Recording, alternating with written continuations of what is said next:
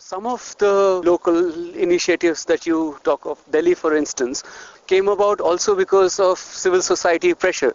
So is it that you're talking about a pressure of a different kind? Yes, I think then we also believe in a society in which civil society has got a legitimate and important role to play in putting pressure on political processes, whether they be in the village, in the town, in the city, in the region or in the nation. So there is always a role, I believe, for civil society. And as you point out, many of the most significant local or regional decisions may have been taken as a result of civil society campaigning or certain communities lobbying for particular actions to be taking place, either because the quality of their water is not very good or because their village keeps getting flooded. So absolutely, the role of civil society in a pluralist, open society and open democracy is very, very important.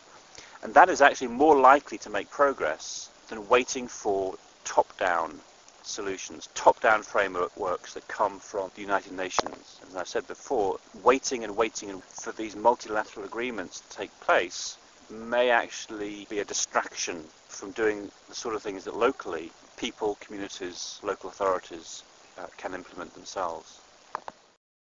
You've also written saying that exaggerating figures pertaining to climate change actually does a disservice to solving the problem.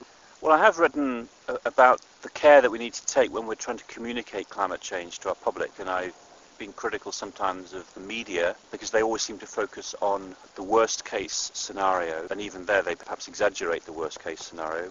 I've also been a bit critical of some scientists who maybe don't emphasize enough the fact that all of these predictions about the future are uncertain. And when trying to communicate, if one always focuses on the worst case scenario, organizations might do that because they think that that is more likely to lead to political action or to the public demanding change. Actually, what our research shows is that if you always talk about climate change in terms of catastrophe and disaster, with pictures of cities under tens of meters of water, then people are less likely to believe that that will happen. They're less likely to be willing to take action.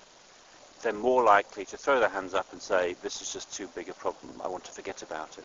So both from the point of view of doing good science communication and also from the point of view of engaging our citizens in understanding, it is important that we don't exaggerate the risks of climate change. You also talk of climate change as a means and not the end.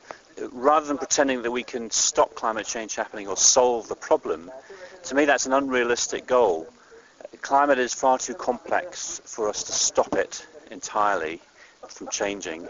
There are natural forces at work that we do not understand or are not able to control. So rather than always thinking the ultimate goal is to stop climate change, we need to be more honest with ourselves and say, what is the ultimate goal we're trying to achieve? Are we trying to reduce poverty in the world? Are we trying to redress some of the inequity between North and South?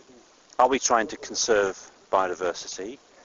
Are we trying to make sure that the economy can continue to grow at 3% or 6% per year?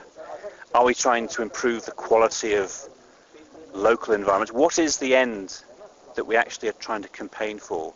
Because I don't think it is stopping climate change is actually the end. Climate change is a means to get to the ends that we want.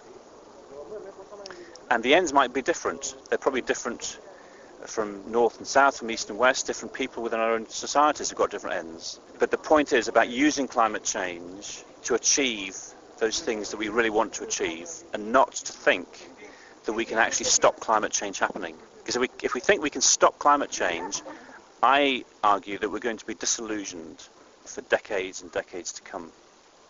Professor Hulme, thank you very much.